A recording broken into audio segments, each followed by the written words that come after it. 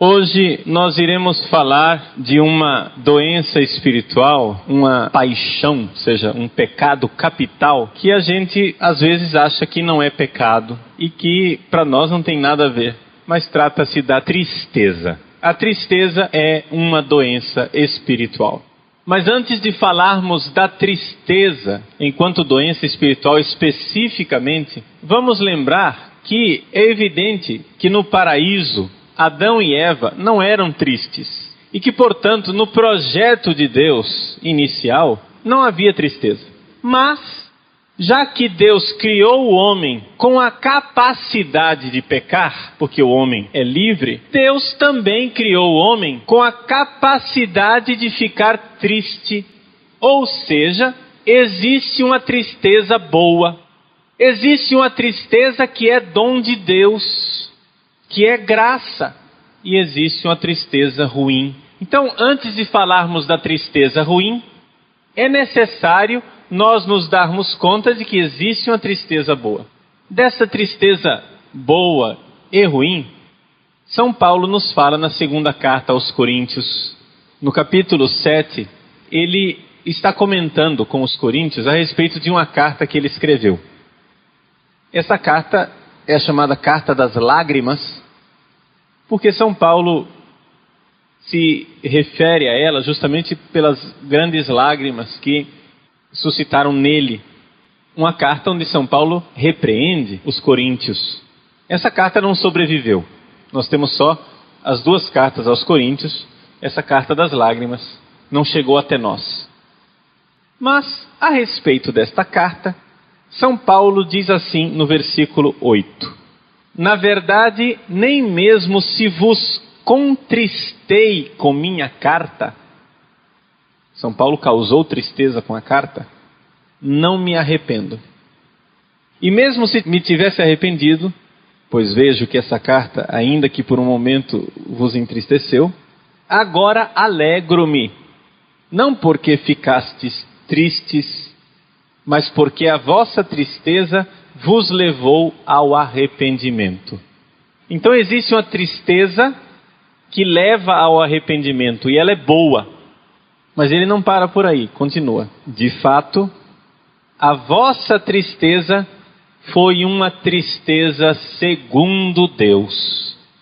Então existe uma tristeza segundo Deus. Uma tristeza que é dom de Deus, nós poderíamos dizer.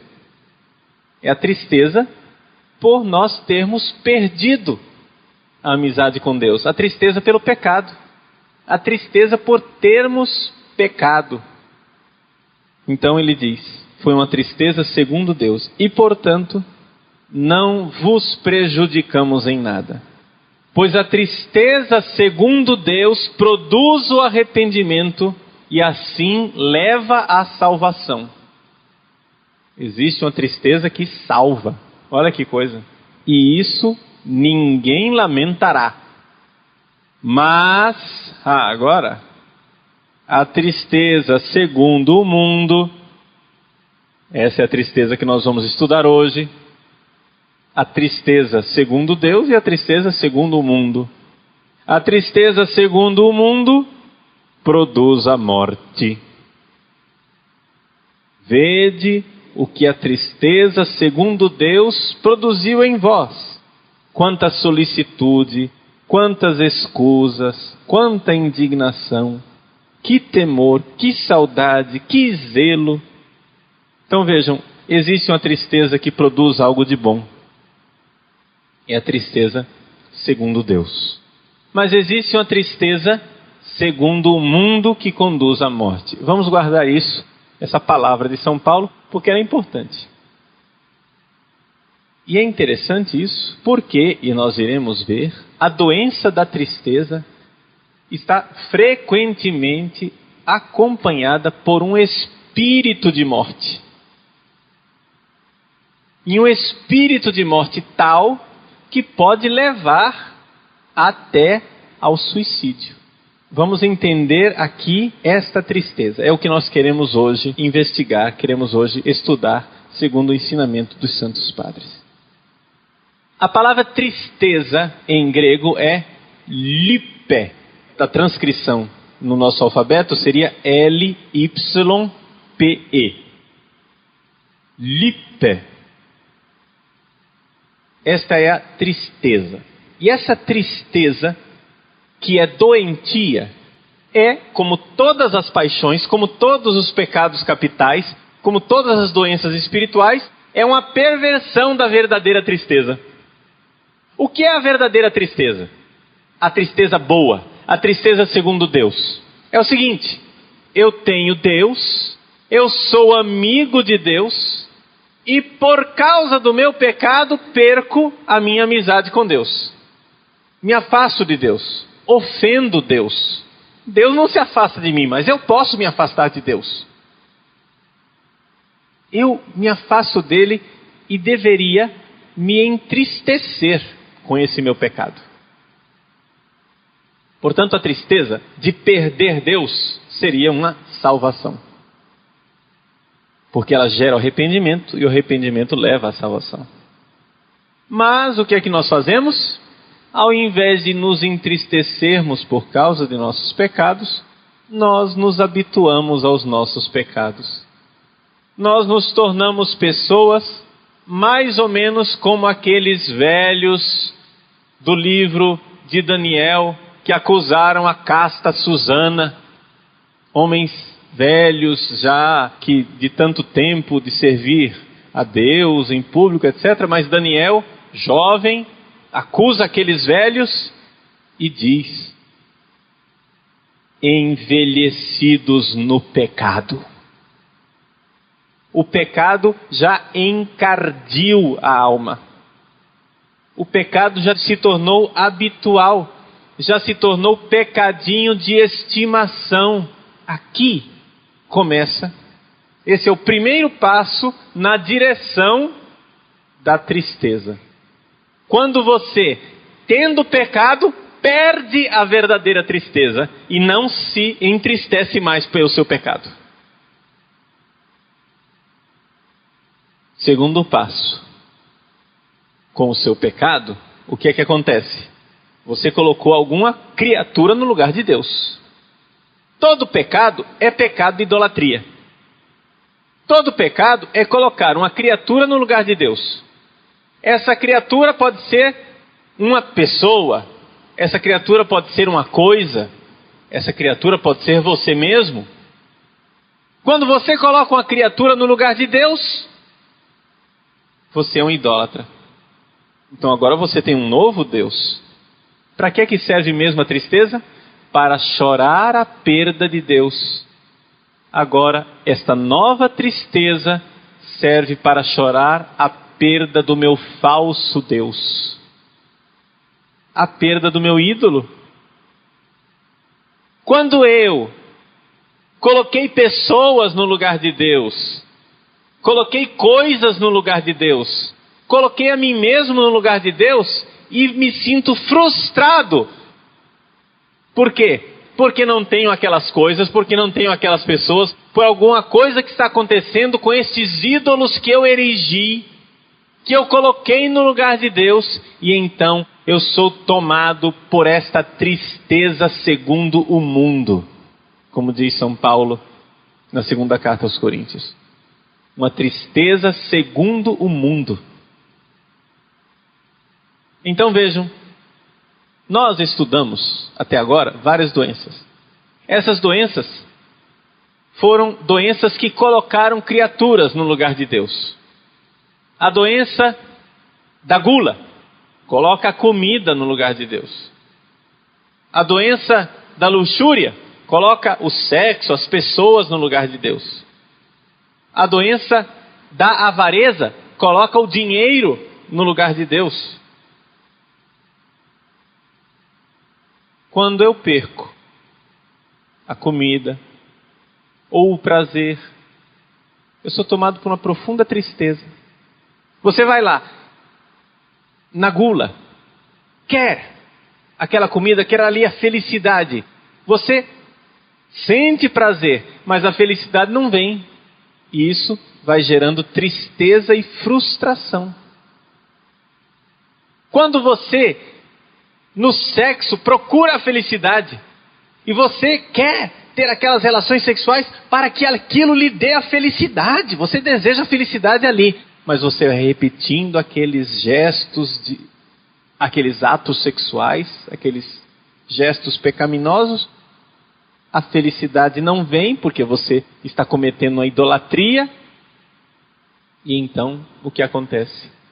Você fica triste, fica frustrado. Vai tomando conta de você uma tristeza. Quando você deseja o dinheiro, quer ser rico e consegue a riqueza, a tristeza toma conta de você porque a riqueza veio, mas a felicidade não veio junto.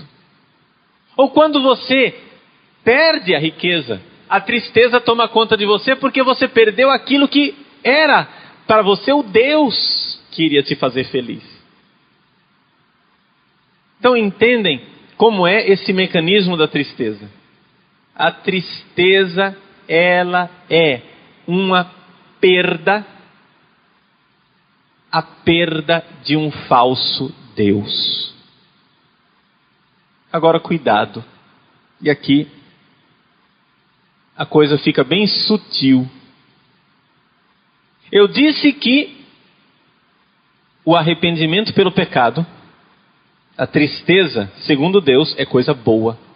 Mas nem todo mundo que fica triste depois de um pecado está com uma tristeza segundo Deus. Calma lá. Por quê? Porque pode ser que não seja verdadeiro arrependimento, mas seja orgulho ferido. Quantas vezes em atendimentos e confissões a gente vê pessoas chorando por causa dos seus pecados, mas não é tristeza segundo Deus, é tristeza segundo o mundo. Por quê? Porque aquela pessoa está triste de ter tido a sua imagem ferida. Ela não está triste de ter ofendido Deus. Ela não está chorando por Deus, ela está chorando por si mesma. Ela está chorando por sua bela imagem. Ela criou uma imagem: eu sou santo, eu sou perfeito, ninguém me supera, né? Alguma coisa assim. Não precisa ser tão exagerado, não. Às vezes a nossa vaidade é bastante sutil.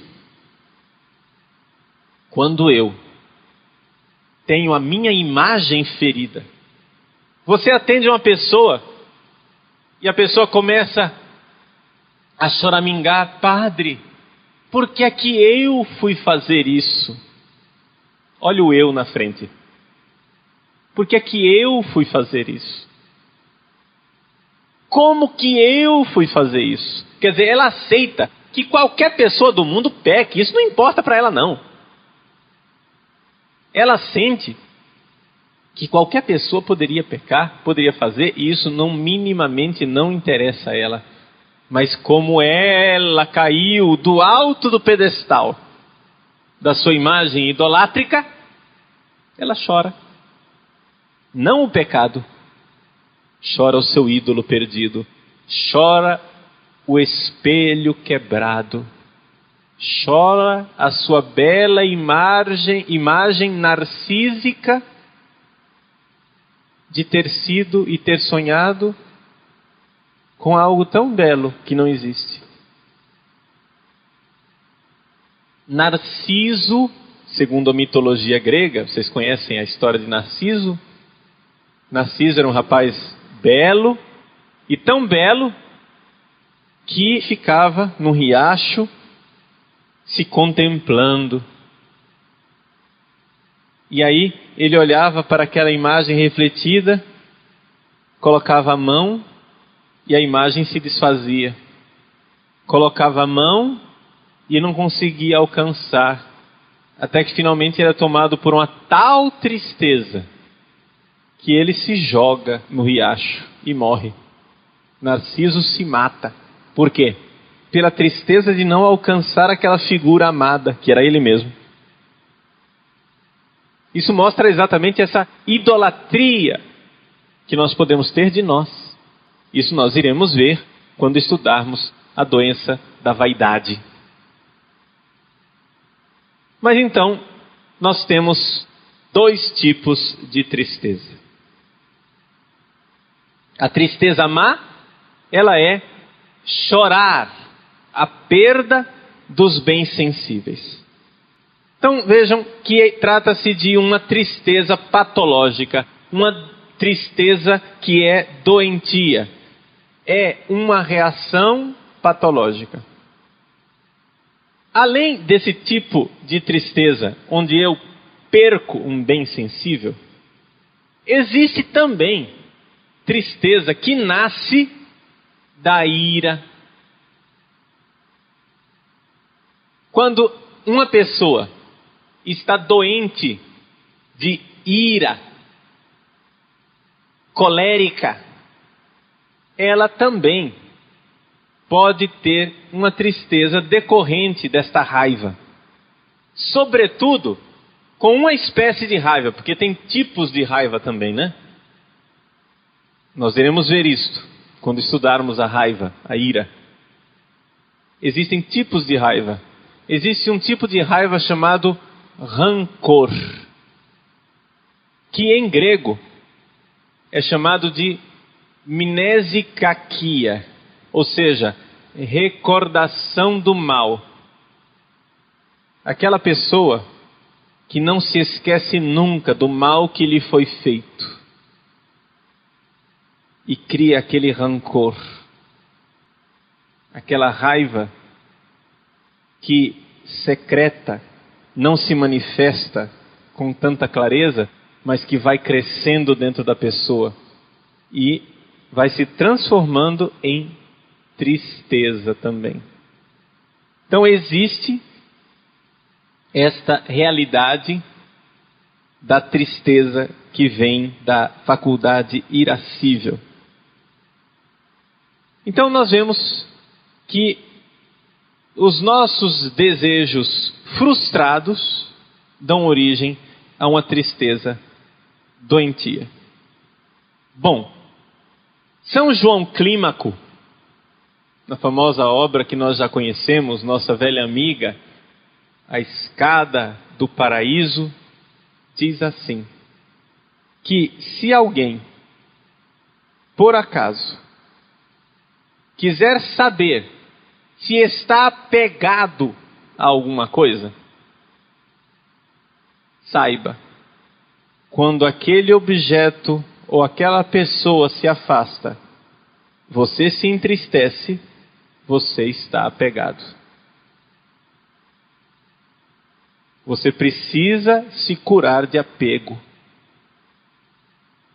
Você precisa ser desprendido do apego.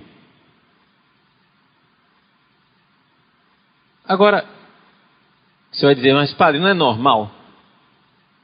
Não é normal, por exemplo, sentir saudade de uma pessoa que a gente ama?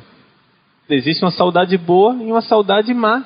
Existe uma saudade que é simplesmente prova de amor, no sentido em que você lembra da pessoa com agradecimento, com gratidão. Puxa vida, como foi bom estar ao lado daquela pessoa. Outra coisa é você, a todo momento, chorar a si mesmo.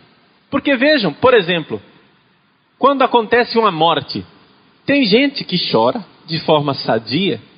Esse choro sadio é um choro de uma saudade de quem ama, como Jesus também chorou diante do túmulo de Lázaro. Uma saudade de quem vê e de quem sabe pela fé que a morte é algo errado, é algo que não funciona, que não está verdadeiramente no projeto de Deus, pelo menos não do jeito que a gente vive a morte. No projeto de Deus, a morte como ela existe hoje é algo de errado. Então nós choramos. Outra coisa é uma pessoa enlutada que simplesmente chora a si mesma. A gente vê isso claramente em velórios. Tem gente que chora o defunto. Tem gente que chora a si mesmo. Tem gente que diz o tempo todo, e agora como é que eu vou ficar?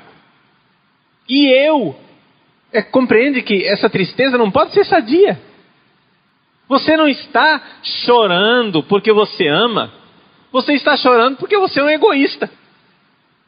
Por exemplo, muitas vezes, pessoas que estavam se arrastando numa longa doença e que a gente diz, finalmente descansou. Mas existem pessoas que não conseguem se desprender e dizer, não, foi o melhor. A pessoa descansou, seja feita a vontade de Deus, o Senhor recebe, eu te agradeço pela vida dessa pessoa. Não, tem gente que se apega de tal forma e diz, eu não podia perder aquela pessoa. A gente diz, mas ela está melhor agora com Deus. É como se dissesse assim, mas que me importa se ela está melhor, o que interessa é que eu estou pior. Entende? As pessoas não verbalizam isso, mas é a ideia que está por trás. Um profundo egoísmo onde existe um apego. Então, prestem atenção nas suas tristezas, porque muitas vezes elas não são sadias. Porém, os santos padres chamam a nossa atenção para um tipo de tristeza que é especialmente problemático. É a tristeza sem motivo, a tristeza sem razão. Nós iremos ver que esta tristeza sem razão, sem motivo, é aparentada com a outra doença espiritual, que é a próxima doença que nós iremos estudar, depois da terapia da tristeza, chamada de assídia. Fica difícil distinguir entre a tristeza e a assídia, essa tristeza sem motivo, essa tristeza sem razão. Porém, os santos padres chamam a atenção para essa tristeza sem motivo, porque muitas vezes ela está ligada à presença de um demônio. Aliás, deixa eu dizer aqui para vocês, todas essas doenças que nós estamos estudando até agora, estão e podem estar ligadas a uma tentação demoníaca. Tanto que os santos padres, principalmente os padres do deserto, Evagrio Pôntico, João Cassiano, chamam isto que eu chamo de doença espiritual, eles chamam de espírito. Espírito de gula, espírito de luxúria, espírito de tristeza, entendem? Porque identificam que existe nestas doenças uma certa ação demoníaca.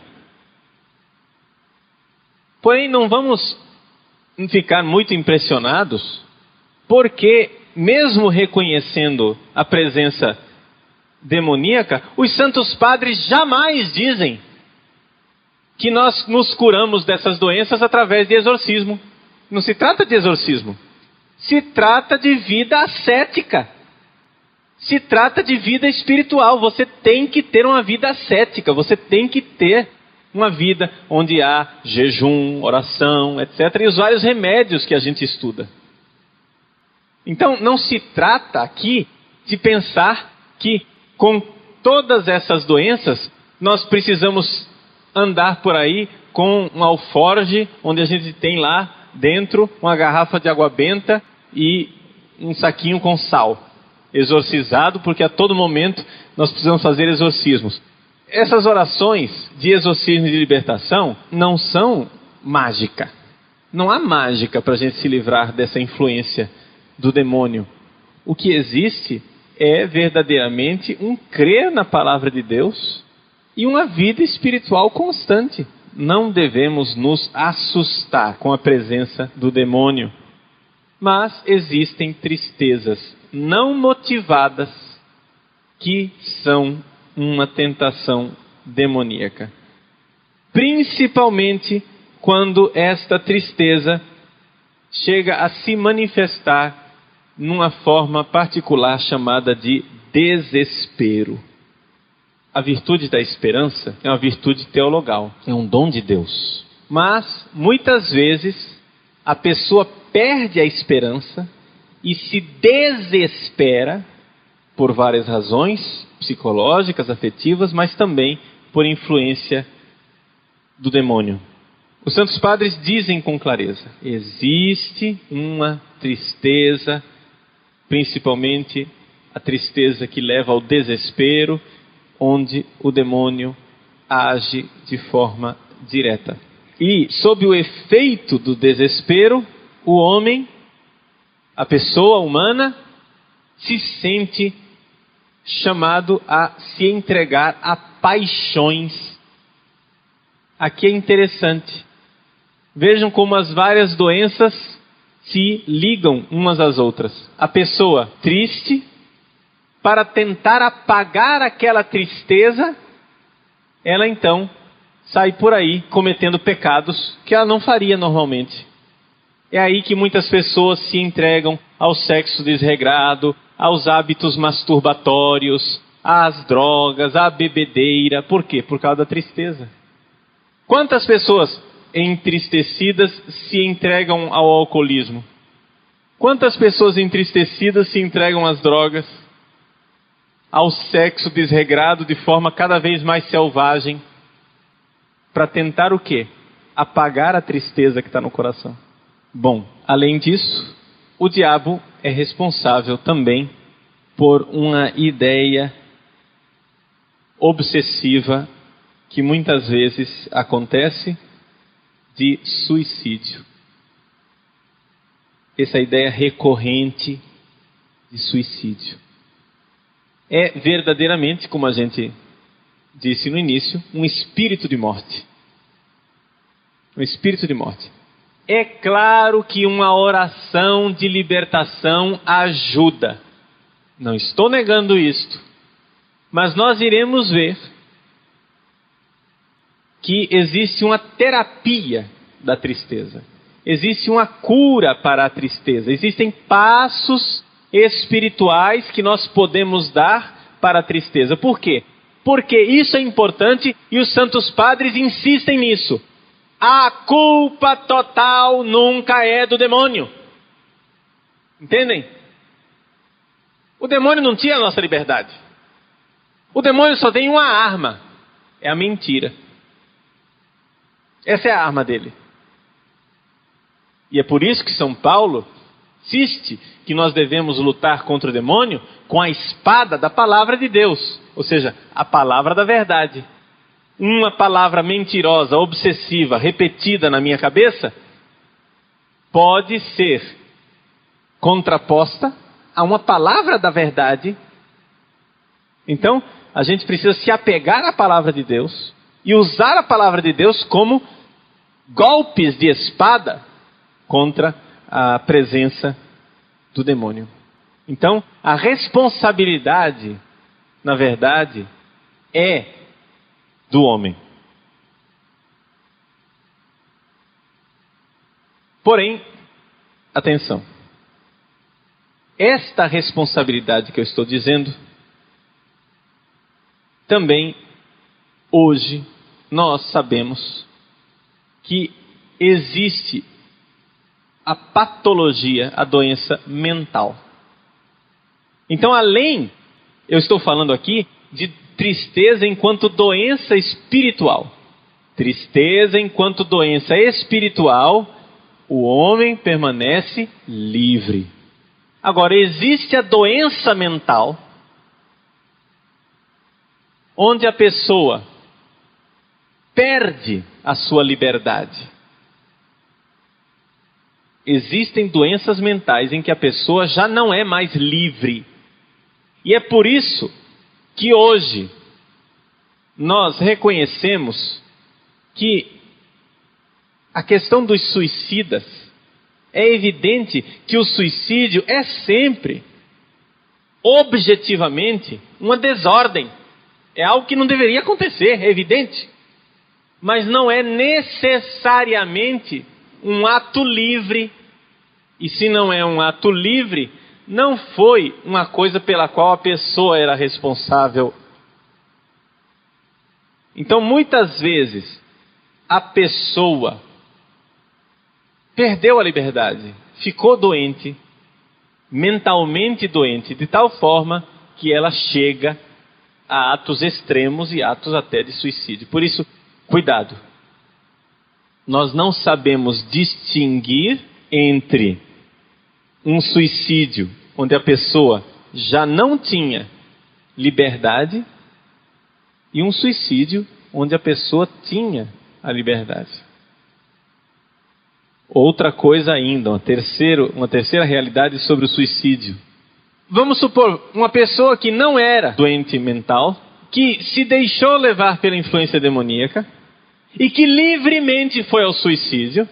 Essa pessoa que cometeu esse pecado terrível na hora da morte, essa pessoa está fatalmente no inferno? Resposta: não sabemos. Por quê? Porque nós não sabemos a liberdade da pessoa como ela foi exercida no final. Existe uma famosa história de São João Maria Vianney. São João Maria Vianney um dia estava atendendo confissões. E a fila era comprida porque ele era um famoso confessor, vinha gente de todos os lugares do mundo inteiro para se confessar com ele. E havia uma mulher que estava desesperada, preocupadíssima com a salvação do próprio marido, porque o marido dela tinha cometido suicídio, tinha se jogado de uma ponte.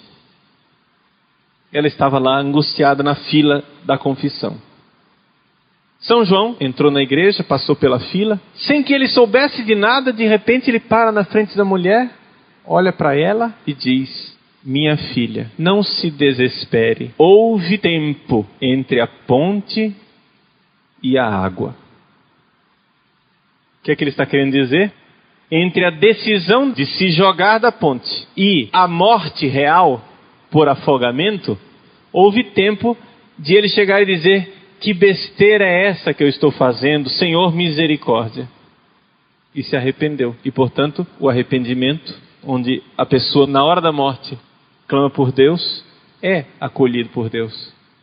É como o bom ladrão na cruz. No último momento é salvo. E isto acontece mesmo que a pessoa não tenha tido tempo. Nós não sabemos todos os detalhes do processo da morte. A morte não é um ato instantâneo. Morreu e já aparece lá diante de Deus. Existe um processo. E neste processo de morrer, existe uma possibilidade da pessoa exercer livremente a sua escolha por Deus, se arrependendo. Entendem? Então vejam só, é verdade aquilo que a igreja diz, que depois da morte já não há mais possibilidade de arrependimento? É verdade, depois da morte não há possibilidade de arrependimento, porque o tempo acabou. Mas é que a morte é um processo, porém, é depois desse processo. Então, a morte não é um instante automático. Este processo, como ele acontece, nós não temos os detalhes. Cientificamente falando, nós podemos intuir alguma coisa daquelas famosas experiências de morte próxima, Near Death Experience. Experiência de morte próxima. Relatos de pessoas que tiveram o eletroencefalograma plano, morreram clinicamente, morreram cerebralmente e voltaram. Nós temos inúmeros relatos disso e a gente vê que existe um processo. Não é só o momento da morte. Entre o momento da morte, em que o coração parou de bater, o cérebro parou de funcionar, e a morte real, teologicamente falando, em que a alma vai para junto de Deus, existe ali um intervalo de tempo em que a pessoa, é possível que ela retorne. É possível que ela volte. Porque já aconteceu. Então isso é só um parênteses a respeito da questão do suicídio. Para dizer, é por isso que a disciplina da igreja mudou a esse respeito. Antigamente, uma pessoa cometia suicídio, ela não podia jamais ser enterrada dentro do campo santo. não podia ser enterrada no cemitério, num lugar sagrado. Ela tinha o cemitério dos pagãos, dos suicidas, de quem não era batizado. Era outro cemitério. Era lá que era enterrado. E não podia ter missa. Hoje, quando eu não tenho nenhuma intenção específica para rezar nas missas, eu muitas vezes me lembro dessas pessoas, dessas almas, por quem ninguém se lembra de rezar. E eu coloco essa intenção. É bom isso porque a gente ganha amigos no céu, entende?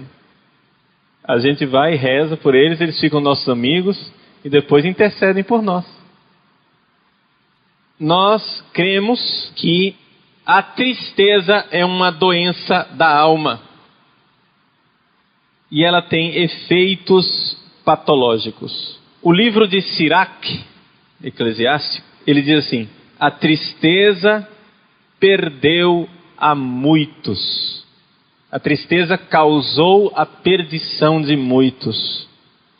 Eclesiástico capítulo 30, versículo 23. E nós temos então a lista de males espirituais que podem nascer da tristeza, a lista feita pelos santos padres. Eles dizem: existe a amargura, a pessoa fica azeda, existe uma certa maldade. Por causa da tristeza, a pessoa cria uma índole má. Existe o rancor, existe o ressentimento, a impaciência. E é evidente que a tristeza perturba gravemente o nosso relacionamento com o próximo. A tristeza, ela está ligada a uma falta de esperança. Por isso, existem vícios humanos também que acompanham a tristeza, como uma certa astenia, uma falta de força interior. A pessoa sente como se tivesse um sanguessuga sugando suas forças o tempo inteiro. Isso daí é exatamente um dos sintomas da falta de esperança. Falta da virtude da esperança, o desespero causado pela tristeza. Também é evidente também que a tristeza interfere na nossa vida de oração. Ela dificulta a oração. Quando a gente é tomado por essa tristeza, falta energia, acontece então uma falta de vontade de rezar. Além disso, a tristeza nos coloca na pusilanimidade, alma pequena. A gente sente uma fraqueza espiritual diante da nossa vocação à santidade.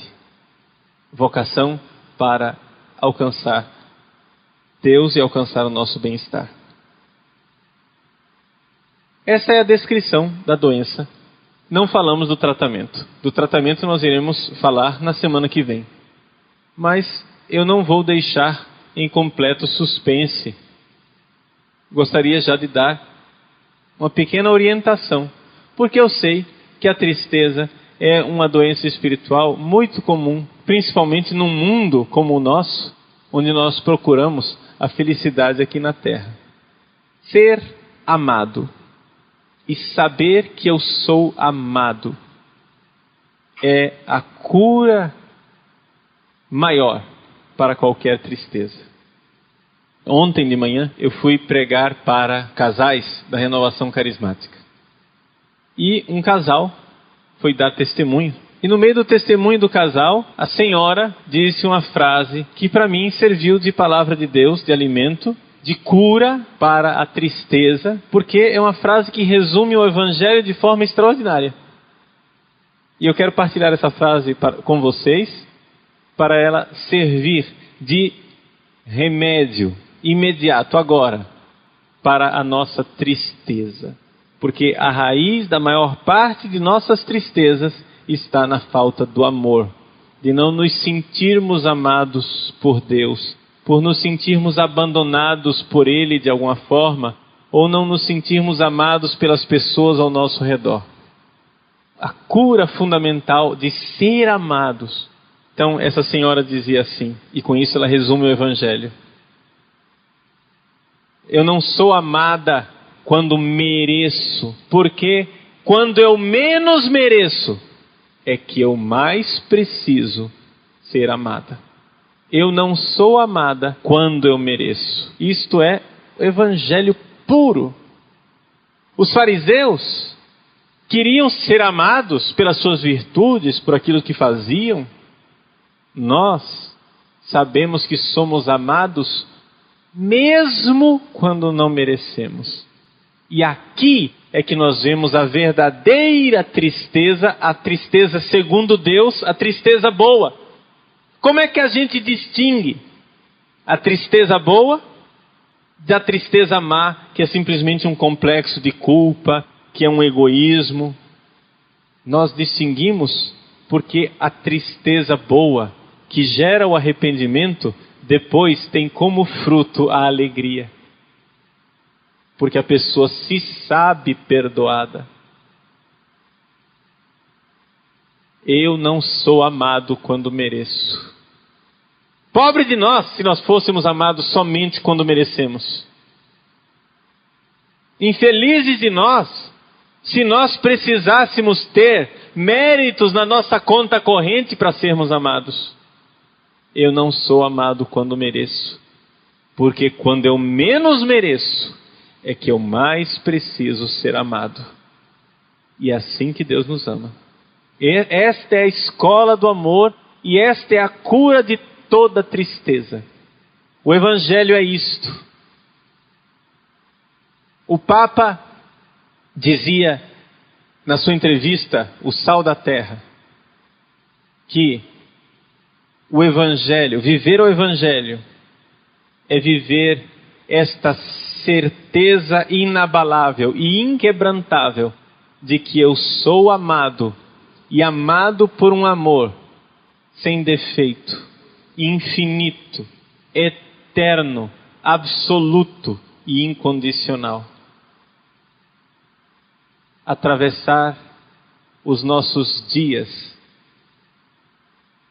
carregando uma tal certeza no coração é o remédio para toda tristeza.